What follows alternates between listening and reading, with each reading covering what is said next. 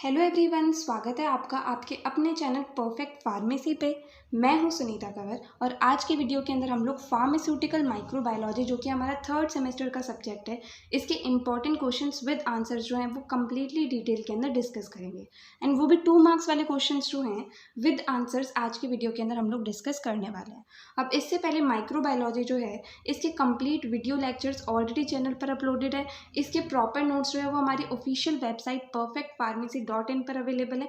And previous year question papers जो है वो टेलीग्राम चैनल पर अवेलेबल है, तो आपको जो भी चीज़ की रिक्वायरमेंट है वो आप जा करके चेक कर सकते हैं। ठीक है, तो चलिए हम लोग यहाँ पर यूनिट वाइज क्वेश्चन जो है वो डिस्कस करेंगे। एंड टोटल 21 क्वेश्चन जो है वो हम इस वीडियो के अंदर डिस्कस करने वाले हैं। ठीक है, तो चलिए फर्स्ट क्वेश्चन से हम लोग स्टार्ट करते हैं। So first question is who is known as father of microbiology. तो यहाँ पर हम लोग माइक्रोबायोलॉजी सब्जेक्ट जो है उसी के क्वेश्चंस डिस्कस करें। तो सबसे पहले हमसे ये पूछा गया है कि माइक्रोबायोलॉजी जो है उनके फादर किन्हें कहा जाता है। तो इसका आंसर होगा लुईस पास्चर जो हैं ये एक साइंटिस्ट है जिन्हें फादर ऑफ माइक्रोबायोलॉजी कहा जाता है। Next question is which portion of growth curve rapid growth of bacteria is observed. तो ग्रोथ कर्व ऑफ बैक्टीरिया हम लोगों ने पढ़ा था फर्स्ट यूनिट के अंदर, तो उसके किस पोर्शन के अंदर बैक्टीरिया की बहुत ही रैपिड ग्रोथ जो है वो देखने को मिलती है। तो जो लॉग फेज होता है ग्रोथ कर्व का उसके अंदर जो है बहुत ही रैपिड ग्रोथ देखने को मिलती है, क्योंकि लॉग फेज जो है इसका ग्राफ इस तरीके से होता है, इसे एक्सपोनेंशियल ग्राफ कहा जाता है। तो इसके अंदर क्या होता है, ग्रोथ जो है वो बहुत ही तेज़ी से होती है। ठीक है, now next question is define prokaryotes. Prokaryotes क्या होते हैं उसकी डेफिनेशन जो है वो हमें यहाँ पर बतानी है। So prokaryotes are unicellular organisms that lacks a well defined nucleus. They have a nucleoid region where the genetic material is located, includes bacteria and archaebacteria.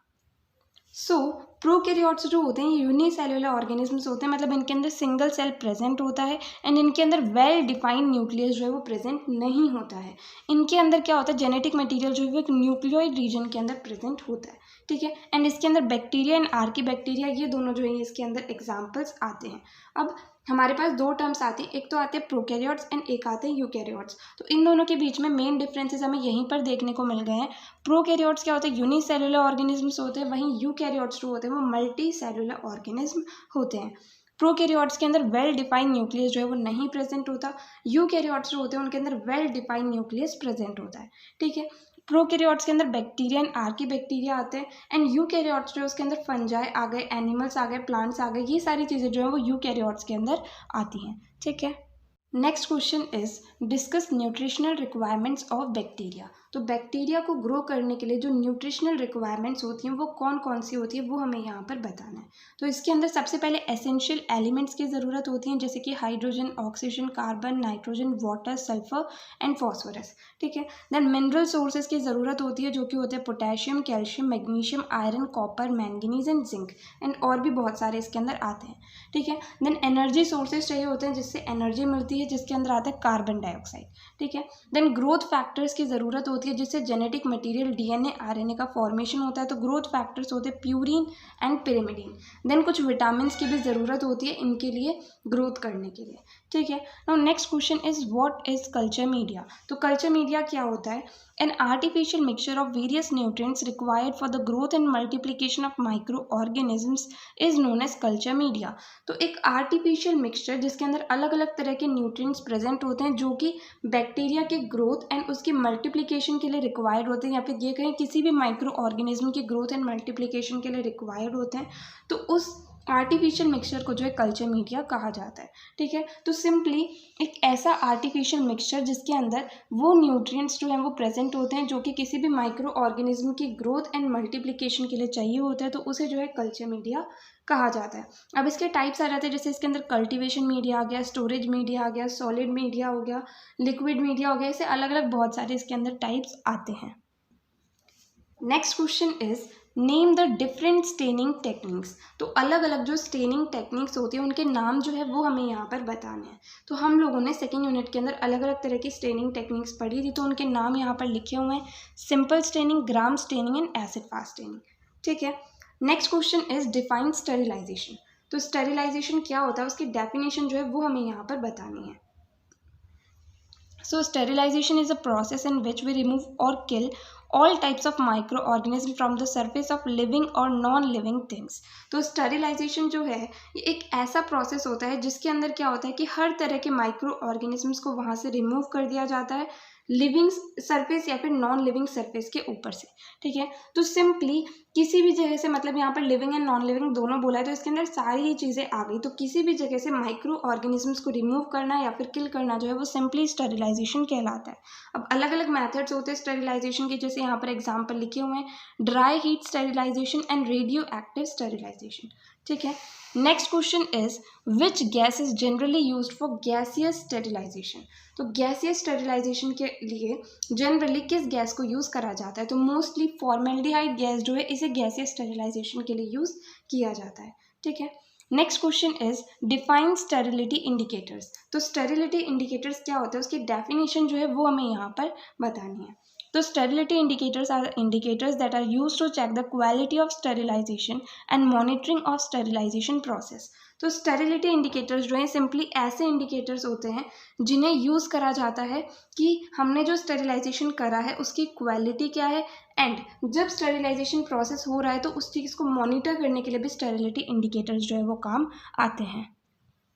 तो सिंपली जब स्टेरिलाइजेशन प्रोसेस हो रहा है तो उसे मॉनिटर करने के लिए, एंड स्टेरिलाइजेशन प्रोसेस हो गया उसके बाद उसकी क्वालिटी को चेक करने के लिए जो है स्टेरिलिटी इंडिकेटर्स को यूज़ करा जाता है। अब स्टेरिलिटी इंडिकेटर्स भी 3 तरह के होते हैं, physical indicators, chemical indicators and biological indicators.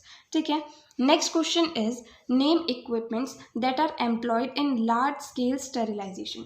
तो ऐसे इक्विपमेंट्स जिन्हें लार्ज स्केल स्टेरिलाइजेशन प्रोसेस के लिए यूज़ करा जाता है उनके नाम जो है हमें यहाँ पर बताने हैं। तो लार्ज स्केल स्टेरिलाइजेशन प्रोसेस जो है वो इंडस्ट्रीज़ के अंदर होता है, तो उसके लिए autoclave and hot air oven जो है इन दोनों को यूज़ करा जाता है।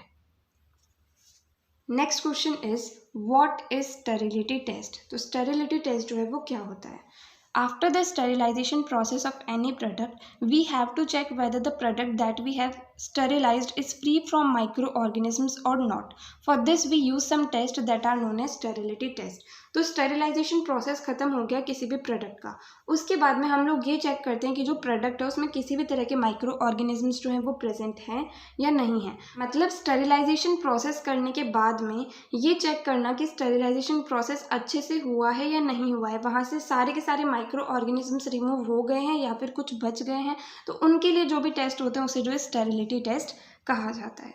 ठीक है, now next question is define virus. तो अब वायरस क्या होते हैं। Virus are the smallest infectious agents, these are very small that it is not even visible directly under the light microscope.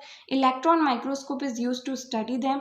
They are the connecting link between living and non living things because they possess characters of both. तो viruses जो है वो सबसे छोटे infectious agents होते हैं, and ये इतने छोटे होते हैं कि लाइट माइक्रोस्कोप के अंदर भी नहीं दिखते हैं। इलेक्ट्रॉन माइक्रोस्कोप को यूज़ करा जाता है इनकी स्टडी करने के लिए। ठीक है, अब वायरस जो होते हैं वो लिविंग एंड नॉन लिविंग के बीच में कनेक्टिंग लिंक होते हैं, क्योंकि क्या होता है वायरस जब तक होस्ट सेल के बाहर होते हैं तब तक तो वो नॉन लिविंग होते हैं। जैसे ही वो किसी लिविंग होस्ट सेल के अंदर जाते हैं तो क्या होता है वो लिविंग की तरह काम करने लग जाते हैं, क्योंकि वो क्या करते हैं जैसे जैसे होस्ट की बॉडी के अंदर रेप्लिकेशन मल्टीप्लिकेशन होता है वैसे वैसे इनके अंदर भी मल्टीप्लिकेशन होने लग जाता है। तो इस तरीके से होस्ट के अंदर एंटर करने के बाद में ये लिविंग की तरह काम करते हैं, जब तक ये होस्ट सेल के बाहर होते हैं तो ये नॉन लिविंग की तरह काम करते हैं। ठीक है, next question is what are disinfectants. तो अब डिसइंफेक्टेंट्स जो है वो क्या होते हैं। So disinfectants are the antimicrobial agents that are applied on the surface of non living object to destroy microorganisms. तो डिसइंफेक्टेंट्स जो हैं ये एंटी माइक्रोबियल एजेंट्स होते हैं, एंड इन्हें नॉन लिविंग ऑब्जेक्ट के सरफेस पर लगाया जाता है जिससे कि वहाँ से हर तरह के माइक्रो ऑर्गेनिजम्स को रिमूव किया जा सके। इसके एग्जाम्पल आते हैं फिनॉल एंड डिटर्जेंट। ठीक है, अब डिसइंफेक्टेंट्स के साथ ही हमारे पास एक और टर्म आती है जो आती है एंटीसेप्टिक्स। तो डिसइंफेक्टेंट्स ऐसे एंटी माइक्रोबियल एजेंट्स होते हैं जो क्या करते हैं नॉन लिविंग ऑब्जेक्ट के ऊपर से माइक्रो ऑर्गेनिजम्स को रिमूव करते हैं। वहीं एंटीसेप्टिक्स जो हैं ये ऐसे एंटी माइक्रोबियल एजेंट्स होते हैं जो लिविंग ऑब्जेक्ट्स जो होते हैं लिविंग थिंग्स जो होती हैं उनके ऊपर से माइक्रो ऑर्गेनिजम्स को रिमूव करते हैं।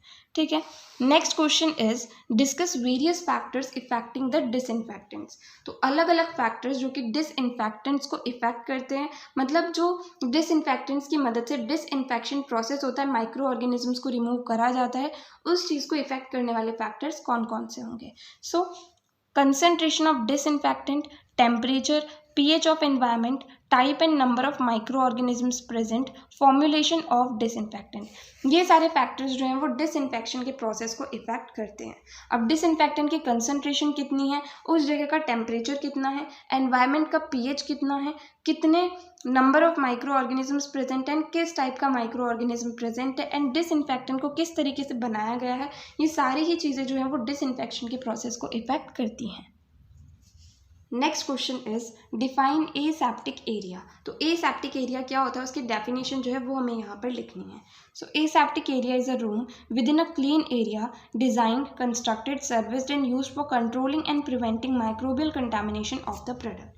तो एसेप्टिक एरिया जो है वो एक क्लीन एरिया के अंदर एक रूम होता है जिसे बनाया जाता है किसी भी तरह के माइक्रोबियल कंटामिनेशन को रोकने के लिए किसी एक प्रोडक्ट में। जैसे हम किसी भी तरह का फार्मास्यूटिकल प्रोडक्ट बनाते हैं, किसी तरह की हमने टैबलेट बना दी, सिरप बना दी, ऑइंटमेंट बना दिया, मतलब किसी भी तरह का एक फार्मास्यूटिकल प्रोडक्ट हमने बना दिया, तो उसे एसेप्टिक एरिया के अंदर ले जा करके रखा जाता है जिससे कि उसके अंदर किसी भी तरह का माइक्रोबियल कंटामिनेशन ना हो, मतलब किसी भी तरह के माइक्रो ऑर्गेनिजम्स उसके अंदर एंटर ना करे, जिससे कि वो सही रहे, प्रिपरेशन जो हमने बनाई है एंड वो ख़राब ना हो। ठीक है, तो एसेप्टिक एरिया को इस तरीके से डिज़ाइन करा जाता है, कंस्ट्रक्ट करा जाता है एंड सर्विस करा जाता है जिससे कि उसके अंदर जिस भी चीज़ को हम रखें उसमें किसी भी तरह का माइक्रोबियल कंटामिनेशन जो है वो ना हो। ठीक है, next question is what are the different sources of contamination in an aseptic area. तो अब एसेप्टिक एरिया तो हमने बना दिया, अब एसेप्टिक एरिया के अंदर भी कंटामिनेशन के लिए अलग अलग सोर्सेज क्या क्या हो सकते हैं। तो ऑपरेटर जो वहाँ पर सारी चीज़ों को हैंडल कर रहा है, देन वहाँ का एटमॉस्फेयर क्या है, वहाँ पर इक्विपमेंट्स एंड यूटेंसिल्स जो हैं, रॉ मटेरियल जो हम लोग लेकर के आए हैं, मैन्युफैक्चरिंग प्रोसेस जो है, देन जो बिल्डिंग्स एंड फैसिलिटीज़ है वो किस तरीके से डिज़ाइन करी गई हैं, ये सारी ही चीज़ें जो हैं कंटामिनेशन का सोर्स हो सकती हैं एसेप्टिक एरिया के अंदर।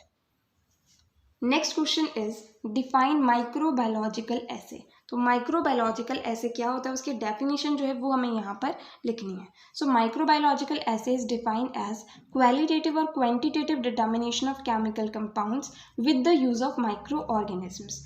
तो माइक्रोबायोलॉजिकल एसे जो है ये क्वालिटेटिव एंड क्वांटिटेटिव डिटर्मिनेशन होता है केमिकल कंपाउंड्स का माइक्रो ऑर्गेनिजम्स की मदद से। ठीक है, it is use to determine the potency of a drug. तो माइक्रोबायोलॉजिकल एसे को यूज़ करा जाता है किसी भी ड्रग की पोटेंसी निकालने के लिए, मतलब वो ड्रग कितनी इफेक्टिव है ये चीज़ पता लगाने के लिए जो है माइक्रोबायोलॉजिकल एसे को करा जाता है। तो किसी भी पर्टिकुलर ड्रग का क्वालिटेटिव या फिर क्वांटिटेटिव डिटर्मिनेशन करा जाता है माइक्रो ऑर्गेनिजम्स को यूज़ करते हुए, एंड उससे क्या होता है उसकी पोटेंसी भी निकाली जाती है ड्रग की। तो इस चीज़ को जो है माइक्रोबायोलॉजिकल एसे कहा जाता है। Next question is what is spoilage. तो स्पॉइलेज जो है इसका क्या मतलब होता है। So spoilage is referred as change in physical and chemical properties of pharmaceutical and drug products in such a way that they are not suitable for use. तो spoilage जो है ये क्या होता है, कोई भी एक फार्मास्यूटिकल प्रोडक्ट या फिर ड्रग प्रोडक्ट हो गया, उसकी फिजिकल या केमिकल प्रॉपर्टीज़ जो हैं वो चेंज हो जाती हैं, इस तरीके से चेंज हो जाती है कि अब वो प्रोडक्ट जो है वो यूज़ करने के लायक नहीं बचता है। तो इस चीज़ को जो है स्पॉइलेज कहा जाता है। सिंपली स्पॉइलेज वर्ड का मतलब होता है किसी चीज़ का ख़राब होना या किसी चीज़ का सड़ना। जैसे हम जनरली हमारी डेली लाइफ के अंदर देखें, हम अगर ब्रेड को रखा हुआ छोड़ देते हैं या हम फ्रिज के बाहर रात भर के लिए आटे को भी रखा छोड़ देते हैं, सब्जी को भी रखा छोड़ देते हैं, तो क्या होता है वो ख़राब हो जाती है। ब्रेड के ऊपर तो फंगस ही लग जाती है, आटा जो है वो भी बहुत अजीब सा हो जाता है। तो इस तरीके से जो चीज़ों का ख़राब होना होता है उसी को स्पॉइलेज कहा जाता है। अब स्पॉइलेज जो है दो तरीके का होता है, microbial spoilage and non microbial spoilage. अगर कोई चीज़ माइक्रो ऑर्गेनिजम्स की वजह से ख़राब हुई है तो उसे माइक्रोबियल स्पॉइलेज कहा जाता है, एंड अगर वो बिना माइक्रोब्स से मतलब केमिकल चेंजेस की वजह से, एंजाइमेटिक चेंजेस की वजह से ख़राब होती है तो उसे नॉन माइक्रोबियल स्पॉइलेज जो है वो कहा जाता है। ठीक है, next question is what are the factors affecting the microbial spoilage of pharmaceutical products. तो जो फार्मास्यूटिकल प्रोडक्ट्स होते हैं उसके अंदर माइक्रोबियल स्पॉइलेज हो जाता है, तो उस चीज़ को इफेक्ट करने वाले फैक्टर्स कौन कौन से होते हैं। मतलब फार्मास्यूटिकल प्रोडक्ट्स के अंदर माइक्रोबियल स्पॉइलेज जो होता है उसके होने के कारण जो है वो कौन कौन से फैक्टर्स जो हैं वो हो सकते हैं। तो इसके अंदर जो फैक्टर्स आते हैं वो nutritional factors, shelf life of product, moisture content, redox potential, storage temperature and pH. ये सारे फैक्टर्स जो हैं वो microbial spoilage of pharmaceutical product को इफेक्ट करते हैं। Next question is what are the different types of cell culture. तो cell culture के डिफरेंट टाइप्स क्या क्या होते हैं, या फिर ये कहें एनिमल सेल कल्चर जो हम लोगों ने 5th यूनिट के अंदर पढ़ा था, उसके अलग अलग टाइप्स क्या क्या होते हैं। तो इसके 3 टाइप्स होते हैं, primary cell culture, establish cell culture and transform cell culture. तो सबसे पहले पहले जो उसकी कल्चरिंग करी जाती है फर्स्ट टाइम, तो उस टाइम तो उसे प्राइमरी सेल कल्चर कहा जाता है। देन 70 to 80 टाइम्स तक उसकी सब कल्चरिंग बार बार कल्चरिंग हो जाती है, तो उसके बाद में उसे एस्टेब्लिश सेल कल्चर कहा जाता है। एंड जब 80 टाइम से भी ज़्यादा टाइम्स तक उसकी सब कल्चरिंग हो जाती है, तो उस टाइम पर उसे ट्रांसफॉर्म्ड सेल कल्चर जो है वो कहा जाता है। ठीक है, next question is discuss applications of cell culture in pharmaceutical industry and research. अब जो ये सेल कल्चर होता है, इसकी फार्मास्यूटिकल इंडस्ट्री एंड रिसर्च के अंदर क्या क्या एप्लीकेशंस होती हैं वो हमें यहाँ पर बतानी है।